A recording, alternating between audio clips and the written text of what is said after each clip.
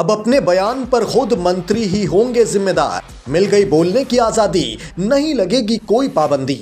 Supreme court की संविधान पीठ ने अहम फैसले में साफ किया है कि मंत्रियों, सांसदों, विधायकों समेत जिम्मेदार पदों पर बैठे लोगों को एक आम आदमी के बराबर ही अभिव्यक्ति की आजादी का अधिकार होना चाहिए। उन पर आम नागरिकों के अलावा अलग से प्रतिबंध नहीं लगाए जा सकते हैं। 3 जनवरी दिन मंगलवार को सुप्रीम कोर्ट में 5 जजों की बेंच ने कहा कि इसके लिए पहले ही संविधान के आर्टिकल 19(2) में जरूरी प्रावधान मौजूद हैं।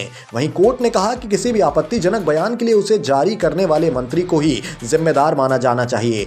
इसके लिए सरकार जिम्मेदार नहीं होनी चाहिए। आपको बता दें, सुप्रीम कोर्ट में दाखिल एक याचिका में सार्वजनिक पदों पर बैठे लोगों के लिए बोलने की आजादी पर गाइडलाइन बनाने की मांग की गई थी। आपको बता दें, आर्टिकल 19(2) सरकार को यह अधिकार देता है कि वो देश की संप्रभुता, अखंडता, पब्लिक ऑर्डर, नैतिकता, गरिमा सुनिश्चित करने के लिए अभिव्यक्ति की आजादी पर वाजिब प्रतिबंध लगा सकती है। इसके अलावा संविधान पीठ ने यह भी साफ किया है कि सरकार में किसी मंत्री के व्यक्तिगत बयान को सरकार की राय नहीं माना जा सकता। कोर्ट ने कहा कि किसी मंत्री का बयान भले ही सरकार को बचाने के लिए दिया गया हो, लेकिन सामूहिक उत्तरदायित्व का सिद्धांत लागू करने के बावजूद उसे सरकार का बयान नहीं माना जा सकता है। संविधान पीठ ने यह भी कहा है कि अभिव्यक्ति की आजादी के अधिकार का इस्तेमाल सरकार के अलावा दूसरी संस्थाओं के खिलाफ भी किया जा सकता है। सरकार की जिम्मेदारी बनती है कि वो ऐसी स्थिति में लोगों के मूल अधिकारों की रक्षा करें। वहीं कोर्ट ने कहा कि अपने बयान के लिए मंत्री ही जिम्मेदार होंगे। 5 जजों की संविधान पीठ की अगुवाई में जस्टिस एस ए नजीर ने की। वहीं इसमें justice B R Gavai, justice S S Bopanna, justice V Ramasubramanian और जस्टिस बी वी नागरत्ना भी मौजूद रहीं। 5 जजों की पीठ ने कहा कि किसी मंत्री के बयान पर सरकार को जिम्मेदार नहीं ठहराया जा सकता।